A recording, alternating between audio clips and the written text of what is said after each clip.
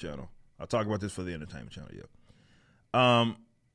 Like this, there's a lot that says here. My thoughts aside, and my lack of interest for this shit is completely irrelevant to this point, because I said it was going to do exactly this.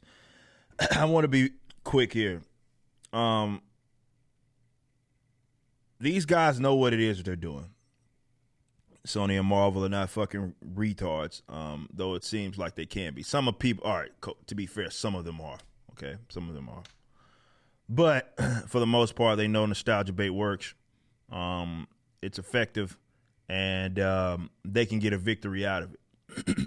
Now, a lot of people, when you saw these dead on arrival movies such as Eternals or Shang-Chi, which maybe barely made money,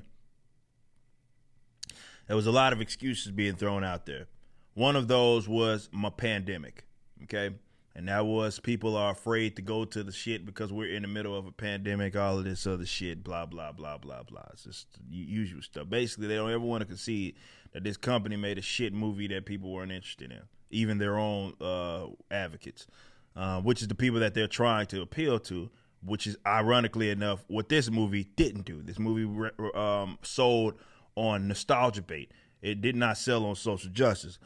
It didn't sell on what social statement that it was attempting to make, like Eternals did, which they couldn't stop talking about. Spider-Man, on the other hand, sold by being Spider-Man, and by using nostalgia bait of previous Spider-Folk to sell this shit, and baiting people in this regards, or previous Spider-Folk villains and all of that. They knew what they were doing. So as we saw here, and as Hollywood Reporter is indicating, 50 million in previews, which is insane. So what this shows, and it's saying in terms of, okay, it's doing really well.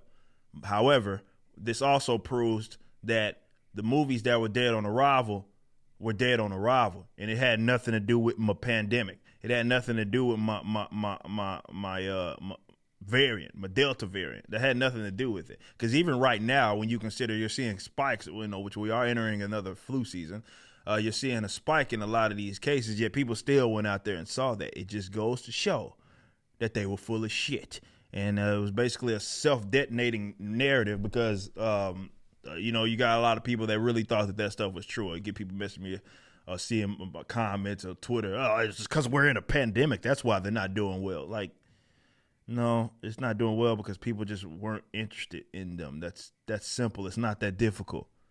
The movies that you had recently put out had zero interest in them. They went back to what they knew worked by nostalgia baiting people, and then this worked.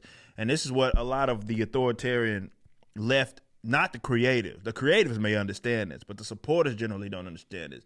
In that you need the dollar of people that you don't like.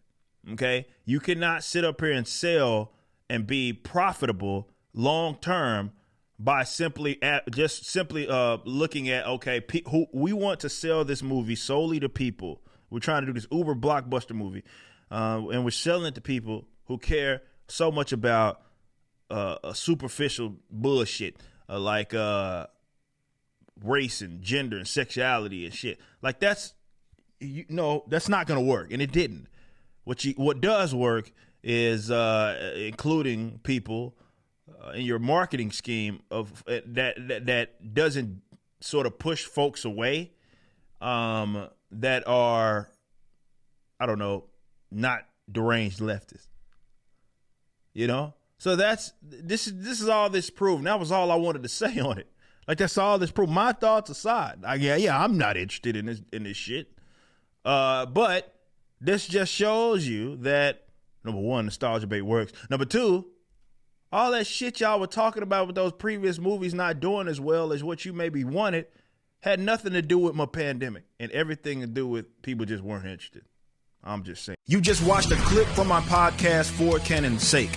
Catch us live at 12 p.m. throughout the week over at youtube.com/YoungRipper59 and follow us over at odyssey.com/@YoungRipper59. If you want to watch the entire video cast after the show is over, just be sure to become a member on the YouTube channel. Of course, the full audio portion of the podcast is available for free on all major digital platforms, or just visit forcanonsake.com.